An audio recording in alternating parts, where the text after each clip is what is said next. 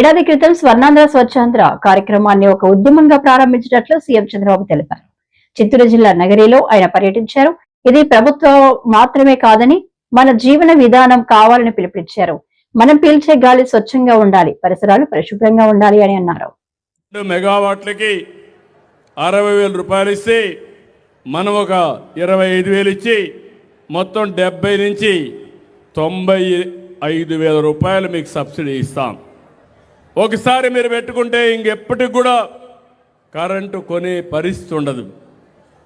మీకు ఎక్కువ ఉంటే మీరు గ్రిడ్కి ఇవ్వండి, మళ్ళీ మీకు కావాలంటే మీరు తీసుకోండి, మీ మీటరే చెప్పేస్తుంది ఎంత మీరు వాడుకున్నారు, ఎంత డిపార్ట్మెంట్కి ఇచ్చారు. మళ్ళా ఎప్పుడు కావాలంటే అప్పుడు వాడుకుంటే మీరు ఎక్కువ ఇస్తే మీకు డబ్బులు వస్తుంది, లేకుంటే మీరు వాడుకుంటే వాడుకున్న మోతాదులో కట్టే పరిస్థితికి వస్తుంది. ఈరోజు మీరు గుర్తుపెట్టుకోవాలి, ఒకప్పుడు కరెంట్ ఎక్కడో వైర్లో వచ్చేది, ఇప్పుడు కరెంట్ అంతా కూడా తయారు చేసి గ్రీన్ హైడ్రోజన్ అమోనియా తయారు చేసి మనం ఎక్స్పోర్ట్ చేసే పరిస్థితికి వస్తున్నాం. ఇది పెద్ద మార్పు అని చెప్పి నేను మీకు తెలియజేస్తున్నా. ఇది ప్రపంచం అంతా మాట్లాడుకునే పరిస్థితి వచ్చింది. రెండోది మీరు ఒకసారి చూస్తే, మూడోది నేచురల్ ఫార్మింగ్, ప్రకృతి సేద్యం. దగ్గర 20 లక్షల ఎకరాల్లో 20 లక్షల మంది రైతులు ప్రకృతి సేద్యం చేసే ఏకైక రాష్ట్రం ఈ ప్రపంచంలో ఆంధ్రప్రదేశ్ రాష్ట్రం. మీ ఆరోగ్యం బాగుపడుతుంది, మీ భూములు ఇంప్రూవ్ అవుతాయి. ఈరోజు నేను చూశాను, నిన్న ఒక రిపోర్ట్ వచ్చింది, గ్రౌండ్ వాటర్ క్వాలిటీ రిపోర్టు. దేశమంతా చేశారు, మన రాష్ట్రంలో కూడా చేశారు. మన రాష్ట్రంలో మీరు చూస్తే సెలైనిటీ దగ్గర 9.7% భూముల్లో సెలైనిటీ ఉంది. ఫ్లోరైడ్ 8.99% ఫ్లోరైడ్ ఉంది. నైట్రేట్ 24% ఉంది. నేను చూసేవాడిని ముఖ్యమంత్రిగా. Andhra Pradesh skill development corporation Shri Balaji విద్యా సంస్థల ఆధ్వర్యాన మెగా జాబ్ మేళా ఉత్సాహవంతంగా జరిగింది. ఆంధ్రప్రదేశ్ స్కిల్ డెవలప్మెంట్ కార్పొరేషన్ మరియు శ్రీ బాలాజీ విద్యా సంస్థల ఆధ్వర్యాన మెగా జాబ్ మేళా ఉత్సాహవంతంగా జరిగింది. విశాఖ జిల్లా పెందుర్తి మండలం శ్రీ బాలాజీ ఇంగ్లీష్ మీడియం కళాశాల ప్రాంగణం నందు జరిగిన ఈ కార్యక్రమానికి అతిథులుగా నగర మేయర్ పీల శ్రీనివాసరావు, ఎమ్మెల్యే పంచకర్ల రమేష్ బాబు హాజరయ్యారు. ఈ సందర్భంగా అతిథులు సరస్వతీ పూజ నిర్వహించి జ్యోతి ప్రజ్వలనంతో మేళాను లాంఛనంగా ప్రారంభించారు. అనంతరం వారు మాట్లాడుతూ, ఇటువంటి కార్యక్రమాలు ప్రతిభావంతులైన ఉద్యోగులు కావాలనుకునే కంపెనీలకు, మంచి ఉపాధి కోరుకునే యువతకు ఎంతగానో ఉపయోగపడతాయని పేర్కొన్నారు. ఈ మేళాల ద్వారా కేవలం ఉపాధి కల్పనే గాక ఔత్సాహిక పారిశ్రామికవేత్తలుగా యువతను ప్రోత్సహించడమే లక్ష్యంగా పెట్టుకున్నామన్నారు. కార్యక్రమంలో బాలాజీ విద్యా సంస్థల చైర్మన్ కె నాగేశ్వరరావు మాట్లాడుతూ జాబ్ మేళా విశేషాలను వివరించారు. కార్యక్రమంలో కార్పొరేషన్ ప్రతినిధులు, బాలాజీ విద్యా సంస్థల సిబ్బంది, స్థానిక నాయకులు తదితరులు పాల్గొన్నారు. ఇన్ఫ్రాస్ట్రక్చర్ మనం క్రియేట్ చేస్తున్నాం, అన్ని ఫెసిలిటీస్ మనం ఇస్తున్నాం, రోడ్స్ వేస్తున్నాం, అన్ని రకాలుగా మనం తోడ్పాటుని ఇస్తున్నాం. కాబట్టి ఉద్యోగాలు కూడా మనకి ప్రయారిటీ ఉండాలని చెప్తే ఒక సెకండ్ కూడా ఆలోచించకుండా ముఖ్యమంత్రి గారు తప్పకుండా అది చేస్తానని చెప్పి ఆ రోజు వచ్చిన కంపెనీలకు కూడా వారు అడగటం జరిగింది. ఈ ఉత్తరాంధ్రకి ప్రయారిటీ ఇవ్వమని. రాబోయే రోజుల్లో చదువుకున్న ప్రతి విద్యార్థికి కూడా బంగారు భవిష్యత్తు.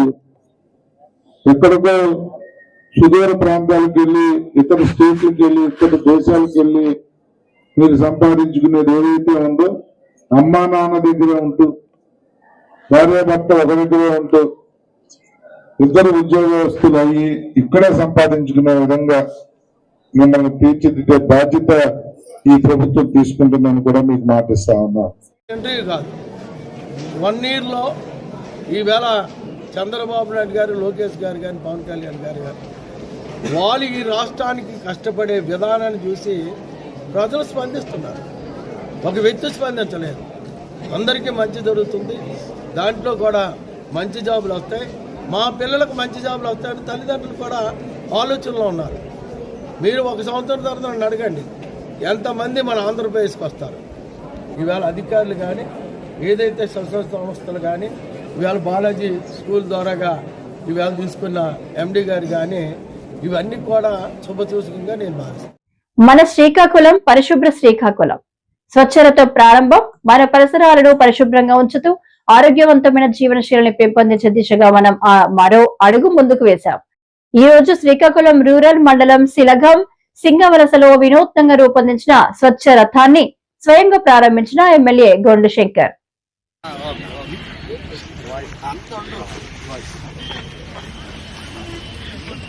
నమస్కారం. ఈ థర్డ్ సాటర్డే బట్ కానీ ఈసారి సంక్రాంతి రావడం వల్ల 4 శనివారం రోజు మన సాసా స్వచ్ఛాంధ్ర స్వర్ణాంధ్ర ఈ ప్రోగ్రాంలో భాగంగా మన ఆనరబుల్ ఎమ్మెల్యే శ్రీ గొండు శంకర్ గారు అలాగే నేను అలాగే కార్పొరేషన్ ఎంప్లాయీస్ ఇక్కడికి మన కోని రమణమూర్తి స్టేడియంకి రావడం జరిగింది. ఇక్కడ డ్రైన్ క్లీన్తో పాటు ఇక్కడ మన ఈ వేస్ట్ క్లీన్ కూడా జరుగుతుంది. మనకి ఈసారి main theme is identification of gap free sanitation. అది అంటాం. అంటే ఇప్పటివరకు చాలా బాగా చేసాం బట్ కానీ ఇప్పుడు కూడా కొన్ని చోట్ల ఇంకా కొన్ని హౌసెస్ ఉండిపోవడం, బ్లాక్ స్పాట్స్ ఉండిపోవడం, కొద్దిగా గార్బేజ్ లెవెల్ పాయింట్స్ ఉండిపోవడం అలా జరిగింది. సో కాబట్టి ఇప్పటి నుంచి ప్రతి ఒక్క సచివాలయం వారీగా ఆ పాయింట్స్ కూడా కవర్ చేస్తూ గ్యాప్ ఫ్రీ శానిటేషన్ ఇది అంతా మనం డిక్లేర్ చేయబోతున్నాం. సో కాబట్టి ఈ రోజు ఇది కేఆర్ స్టేడియం దగ్గర ఉన్న ఏరియాకి మనం క్లీనింగ్ చేస్తూ ఇక్కడ కూడా ఏదైనా ప్రాబ్లమ్స్ ఉన్నాయో లేదా చెక్ చేసుకుని మనం ఇంకా ముందుగా వెళ్దాం. అలాగే రూరల్ ఏరియాస్లో టోటల్ 912 గ్రామాల కంటే జీపీలకి అక్కడ ఉన్న SWPC సెంటర్ పనిచేస్తుందా లేదా, అలాగే అక్కడ లిక్విడ్ వేస్ట్ మేనేజ్మెంట్ అంటే డ్రైనేజ్ కూడా సరిగా ఉందా లేదా అదంతా చెక్ చేసుకుని అక్కడ కూడా ఆనరబుల్ ఎమ్మెల్యేస్ అలాగే మినిస్టర్ సార్ చేతిలో అక్కడ కూడా ప్రోగ్రామ్ చేసుకుని అందరికీ. విశాఖ జిల్లా పెందుర్తి మండలం పులగవానిపాలెం శ్రీ మర్లమాంబ అమ్మవారి జాతర మహోత్సవ వేడుకలు ఘనంగా ఆరంభమయ్యాయి. ఈ జాతర మహోత్సవాలను పురస్కరించుకుని 97వ వార్డు తెలుగు యువత అధ్యక్షుడు కాగిత ముత్యాల నాయుడు ఆధ్వర్యాన 10 రోజుల పాటు కొనసాగే జిల్లా స్థాయి క్రికెట్ పోటీలు ఆరంభమయ్యాయి. ఈ కార్యక్రమానికి అతిథులుగా పెందుర్తి నియోజకవర్గం తెలుగుదేశం పార్టీ యువ నాయకుడు గండి వంశీ, జిల్లా యాదవ సంఘం అధ్యక్షుడు భరణికాన రామారావు, స్థానిక టీడీపీ నాయకులు అవగడ్డ అప్పలనాయుడు, సేనాపతి శంకర్రావులు హాజరై పోటీలను లాంఛనంగా ప్రారంభించారు. ఈ సందర్భంగా తొలుత ఆటగాళ్లను పరిచయం చేసుకున్న అతిథులు బొమ్మ వరుస వేసి బ్యాటింగ్ అందించారు. అనంతరం వారు మీడియాతో మాట్లాడుతూ క్రీడలను ప్రోత్సహించడం ద్వారా యువత చెడు మార్గాన పడకుండా కాపాడుకోవచ్చని అన్నారు. శారీరక మానసిక ఉల్లాసాన్ని పెంపొందించే క్రీడలు జాతరల సమయంలో నిర్వహించడం ప్రజల మధ్య ఐక్యతను పెంపొందిస్తుందన్నారు. ఈ కార్యక్రమంలో స్థానిక టీడీపీ నాయకులు రెడ్డి నారాయణ, కోరుబిల్లి సుందర్రావు, చీర అప్పలరాజు, పిల్లల కిషోర్ చౌదరి, గమ్రెడ్డి వేణు, వెలుగుల దొరబాబు, త్రినాథ్ తదితరులు పాల్గొన్నారు. ఒక ఆటగా తీసుకొని స్పోర్టుగా తీసుకొని అందరూ మంచి సుధువంతో ఉండి చక్కగా ఈ అమ్మవారి పండుగని జయప్రదం చేయాలని దీనికి ఈరోజు ఈ కార్యక్రమానికి వచ్చిన మన వంశీ గారికి, అలాగే నారాయణరావు గారికి, అలాగే అప్పలాడి గారికి, వీళ్ళందరికీ మనస్ఫూర్తిగా నమస్కారం తెలుస్తూ ఈ గ్రామ పెద్దలందరికీ నా హృదయపూర్వక నమస్కారాలు చేస్తూ తెలుసుకుంటూ నమస్కారం. మల్లమాంబ పండుగ మహోత్సవం కార్యక్రమంకి సందర్భంగా ఈ క్రికెట్ టోర్నమెంట్ మన పులగల్పాలెం మల్లమాంబ యూత్ అందరూ కలిపి టోర్నమెంట్ పెట్టడం జరిగింది. అలాగే ఈ మా నాయకులు కూడా మా 97వ వార్డు నాయకులందరూ సహకారంతో పెట్టడం జరిగింది.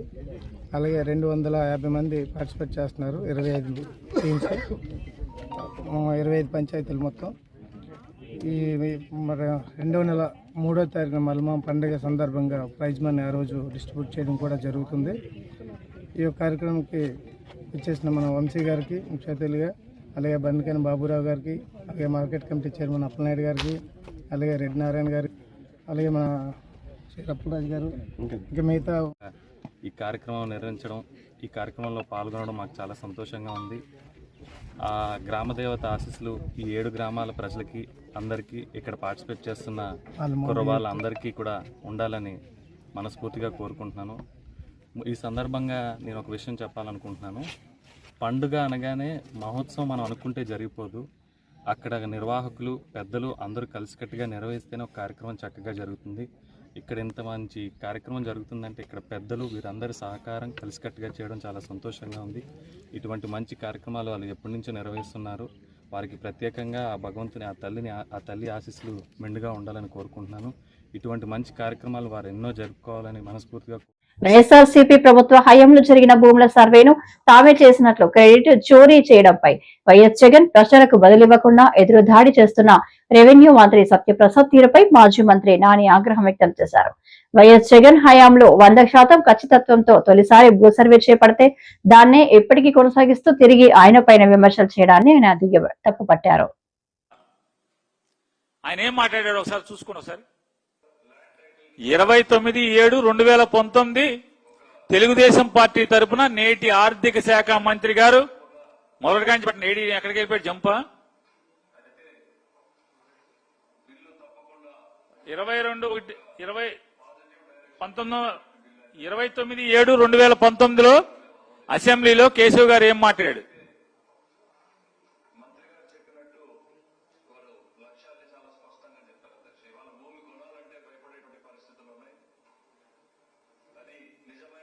ల్యాండ్ టైటిలింగ్ యాక్టే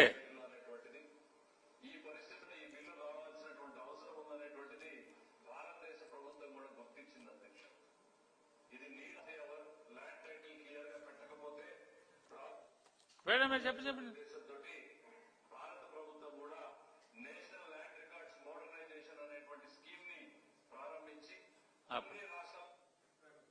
నీతి ఆయోగ్ మాట మాటకి మాట్లాడుతుంటారు కదా.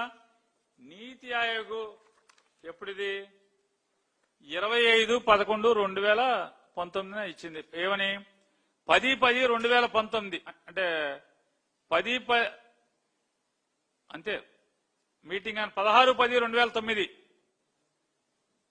ఏమని కేబినెట్ సెక్రటరియట్ లో సిఇఓ నీతి ఆయోగ్ మీటింగ్ జరిపాడు 16/10/2019. దాంట్లో ల్యాండ్ టైటిలింగ్ యాక్ట్ అనేది అన్ని రాష్ట్రాలు అమలు చేయాలి. అమలు చేసిన వాళ్ళకి ఇన్సెంటివ్స్ ఇస్తాము. కేంద్ర నీతి ఆయోగ్ ఇది ఆఫీస్ మెమరాండం బయటికి పంపించింది ఎప్పుడే అంటే 25/11/2019.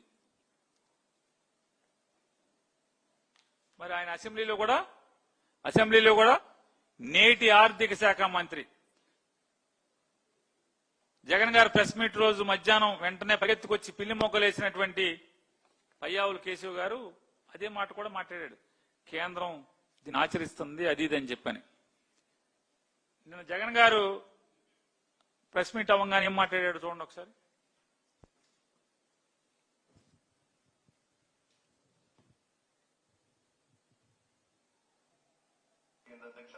కర్ణాటకలో భూమి పేరుతో ఈ ప్రాజెక్ట్ ఇప్పుడు ఇంప్లిమెంటేషన్ లో ఉంది అధ్యక్ష.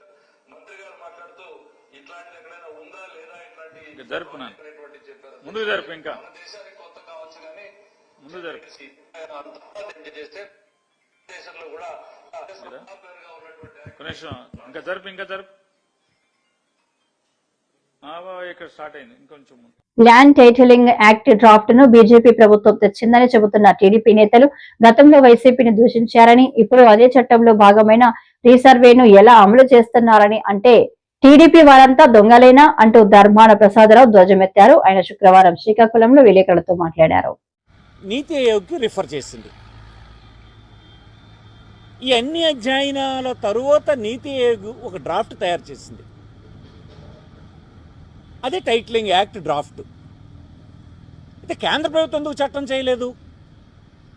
ఎందుకు చేయలేదంటే భూమి అనేటువంటి వ్యవహారం రాష్ట్ర ప్రభుత్వ జాబితాలో ఉంది కనుక భూమికి సంబంధించినటువంటి చట్టాలు శాసనసభలు చేయాలి. దేశంలో ఉన్న అన్ని శాసనసభలకు ఈ డ్రాఫ్ట్ని మీరు చట్టం కింద చేయండి అని చెప్పి రాష్ట్రాలకు పంపించడం జరిగింది. అంటే ఈ రాష్ట్రానికి వచ్చినటువంటి చట్టం డ్రాఫ్టు ఎవరి వద్ద నుంచి వచ్చింది? ఫైనల్గా నేడు ఉన్నటువంటి బీజేపీ ప్రభుత్వం, మోడీ ఆధ్వర్యంలో ఉన్నటువంటి ప్రభుత్వం ఈ చట్టం తీసుకొచ్చింది దేశ ప్రయోజనం కోసం, దేశంలో అభివృద్ధి కోసం, దేశంలో ఉండేటువంటి భూమి గల వాళ్ళ హక్కుల్ని రక్షించడానికి కోసం. ఈ దేశంలో గ్రామాల్లో ఉండేటువంటి వివాదాలకు కారణమైనటువంటి ప్రశాంతమైన జీవనం సాగడం కోసం, దశాబ్దాల తరబడి కోట్లలో నలిగిపోతున్నటువంటి భూమి హక్కుదారులకు రక్షణ కల్పించడానికి కోసం ఈ చట్టం తేవడం జరిగింది. ఈ చట్టం శాసనసభలో అప్రూవల్ అయింది. ఆనాడు కూడా తెలుగుదేశం పార్టీ శాసనసభ్యులు కూడా ఉన్నారు శాసనసభలో.